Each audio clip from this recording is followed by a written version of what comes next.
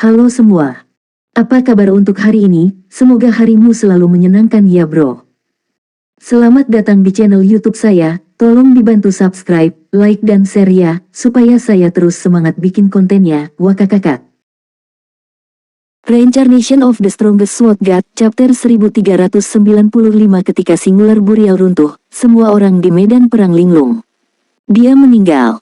Bagaimana ini mungkin? Mereka bahkan tidak bisa melarikan diri.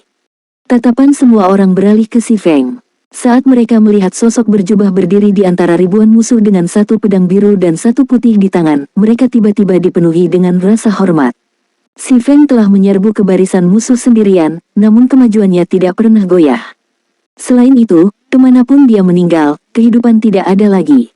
Bahkan ketika dia mengambil nyawa pemimpin persekutuan penguburan surga, anggota penguburan surga hanya bisa menonton, tidak berdaya.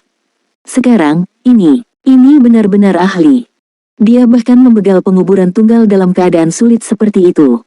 Galaxy Pass tidak bisa menahan keterkejutannya saat dia melihat tubuh Singular Burial menyentuh tanah, masih memegang bulir gerakan seketika.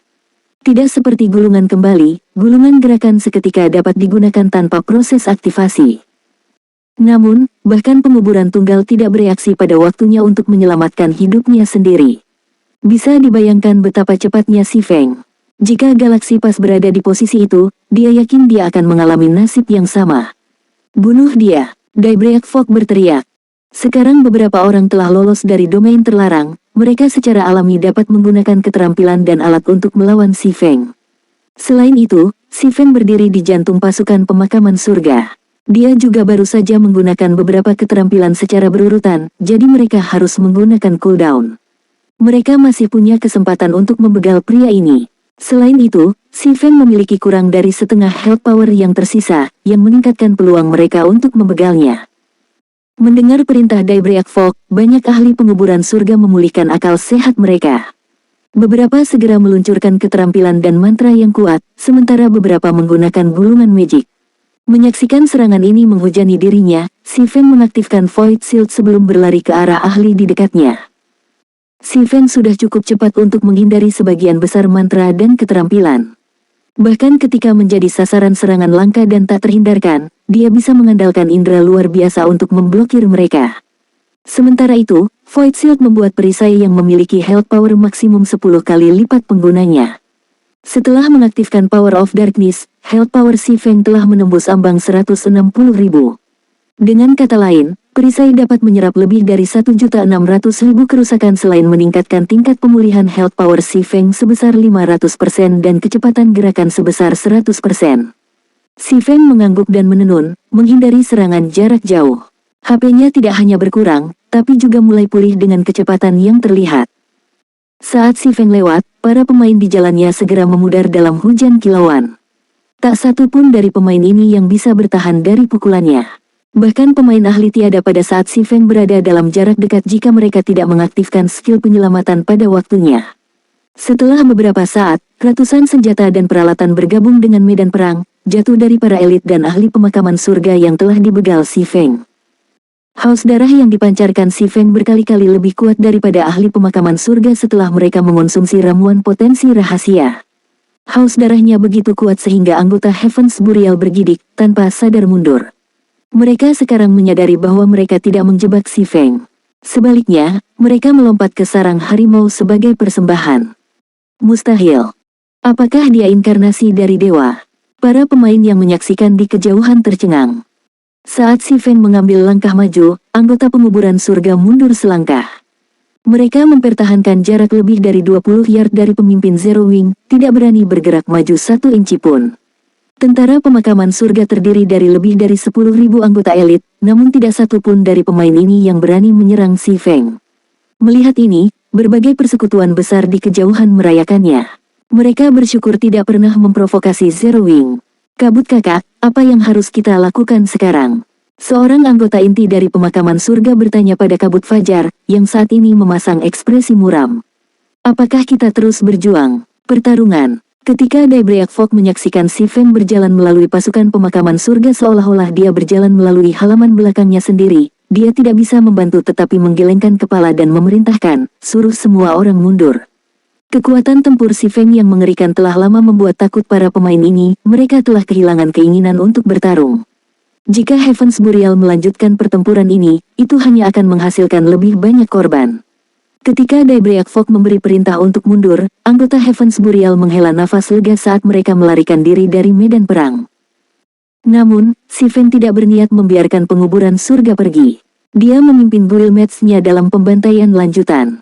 Dia hanya menyerah mengejar setelah pemain musuh meninggalkan Frozen Scar. Sementara itu, rekaman pertempuran ini langsung diunggah ke forum resmi, hasilnya menyebabkan keributan di seluruh kerajaan bintang bulan. Sampah. Zero Wing terlalu kuat. Itu memusnahkan lebih dari setengah dari 20.000 tentara pemakaman surga hanya dengan tim yang terdiri dari 1.000 pemain. Siapa yang berani meragukan kekuatan Zero Wing setelah ini? Sekarang, itulah yang aku sebut swordsman. Seperti yang diharapkan dari pria yang dijuluki Raja Pedang oleh Paviliun Rahasia. Ini tidak akan berhasil. Saya harus segera bergabung dengan Zero Wing. Untuk sementara waktu, nama, Black Flame, dan Zero Wing menjadi titik fokus kerajaan bintang bulan sekali lagi. Ketenaran baru Black Flame menginspirasi banyak pemain independen untuk bergabung dengan Zero Wing, sangat ingin mempelajari beberapa teknik pertempuran ini. Satu pemain telah memukul mundur seluruh persekutuan sendirian. Tidak ada yang pernah mengira itu mungkin.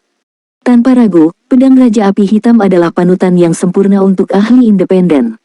Mengapa mereka tidak ingin bergabung dengan Zero Wing? Setelah pertempuran di Frozen Scar berakhir, semua jenis senjata dan perlengkapan menghiasi medan perang yang luas. Setiap item ini cukup untuk membuat pemain biasa gila. Barang-barang ini bahkan akan menggoda para elit persekutuan. Namun meskipun begitu banyak barang berharga tergeletak di tanah, tidak ada satu pemain pun yang berani mendekatinya. Mereka berdiri diam saat anggota Zero Wing menjarah medan perang. Zero Wing meraih emas kali ini. Itu semua adalah item dari lebih dari 10.000 pemain elit. Perpelai menyaksikan kecemburuan anggota Zero Wing saat mereka mengumpulkan senjata dan peralatan. Senjata dan perlengkapan sangat penting untuk perkembangan persekutuan yang besar. Karena kurangnya senjata dan peralatan yang tersedia di persekutuan yang besar, anggota biasa terkadang terpaksa tetap seperti itu meskipun memiliki standar tempur anggota elit.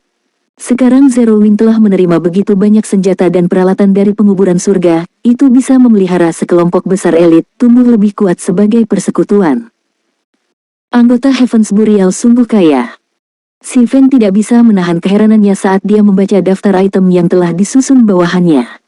Reincarnation of the Strongest Sword God, Chapter 1396, Guild Leader, kita mendapatkan emas. Mengapa senjata dan perlengkapan Heavens Burial berkualitas tinggi? Beberapa anggota inti yang ditugasi menyusun daftar senjata dan peralatan yang dipanen tidak bisa menahan nafas ketika mereka melihat angka terakhir, kegembiraan berkedip di mata mereka. Dalam pertempuran ini, penguburan surga telah menderita lebih dari 10.000 korban, dan Zero Wing telah kehilangan lebih dari 300 ahli. Untungnya, mereka telah memenangkan pertempuran, sehingga mereka dapat mengambil sebagian besar senjata dan perlengkapan yang telah dijatuhkan rekan mereka. Level yang hilang adalah satu-satunya kerugian yang nyata. Tentu saja, setelah mempertimbangkan lebih dari 10.000 senjata dan peralatan yang telah dijatuhkan Heavens Burial, Zero Wing keluar untuk mendapatkan untung. Tetapi mereka tidak mengharapkan banyak keuntungan. Bahkan si Feng terkejut dengan betapa kaya anggota pemakaman surga saat dia membaca daftar item. Secara keseluruhan, kualitas peralatan penguburan surga hampir menyaingi Zero Wing. Beberapa ahli inti penguburan surga memiliki peralatan yang lebih baik daripada anggota pasukan utama Zero Wing. 4 senjata epik dan peralatan yang telah dijatuhkan ahli penguburan surga adalah buktinya. Mereka juga telah menjatuhkan lebih dari 400 senjata dan peralatan emas gelap level 40. Biasanya, pemain hanya menjatuhkan satu item setelah tiada. Karenanya, kemungkinan seorang pemain menjatuhkan senjata atau peralatan terbaik mereka sangat rendah, kemungkinan kurang dari 10%. Saya benar-benar meremehkan fondasi penguburan surga. Si Feng dalam hati tercengang saat dia menatap 4 senjata dan peralatan epik. Berbagai persekutuan besar dengan antusias mengumpulkan senjata dan peralatan epik, tetapi itu tidak mudah didapat. Bahkan bos lapangan yang diberi peringkat Grand Lord memiliki peluang yang sangat rendah untuk menjatuhkan mereka. Biasanya, pemain hanya bisa mendapatkan item epik dari pencarian peringkat tinggi atau membuka peti harta karun emas gelap. Karenanya, sebagian besar guild besar memiliki sangat sedikit item epik pada tahap game ini. Bahkan guild kelas 1 beruntung jika mereka memiliki 5 atau 6, namun Heavens Burial telah menjatuhkan 4 item seperti itu. Bisa dibayangkan berapa banyak item epic yang sebenarnya dimiliki guild. Apa yang si Feng tidak tahu adalah bahwa mayoritas item epic penguburan surga berasal dari Beast Emperor, yang telah berusaha keras untuk mendapatkan item ini untuk persekutuan. Dia ingin membantu kekuatan utama pemakaman surga tumbuh lebih kuat. Sayangnya, dia hanya menguntungkan si Feng. Di antara 4 item epic adalah 1 senjata dan 3 peralatan. Senjata itu adalah pedang besar yang diperuntukkan bagi berserker yang disebut Thunderblade. Atribut Greatsword lebih unggul dari Petrifiton dari Fire Dance. Item epic lainnya termasuk 2 potongan baju besi dan sepotong baju besi pelat. Salah satu potongan kain adalah topi baja yang disebut Eye of Arnos, sedangkan yang lainnya adalah 1 set jubah bernama Fluctuation Robe. Kedua peralatan tersebut berfokus pada peningkatan atribut dasar pengguna. Sedangkan untuk bagian plat, itu adalah pelindung dada untuk Shield Warriors dan Berserkers yang disebut dengan pelindung dada yang tidak dapat dihancurkan. Dengan 4 item epic ini, para ahli tingkat atas akan memiliki waktu yang lebih mudah dengan quest promosi tingkat 2 mereka. Cepat, lihat, Raja Embun Beku akan datang. Petik 2. Sementara Zerowing telah beristirahat setelah pertempuran, keributan mengguncang hutan agak jauh dari dataran bersalju. Tangisan yang menyakitkan memenuhi udara dingin, mengejutkan persekutuan dan para pemain independen saat mereka bergidik.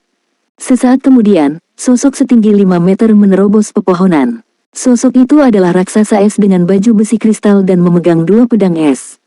Monster ini tidak lain adalah raja dari bekas luka beku, Raja Embun Beku.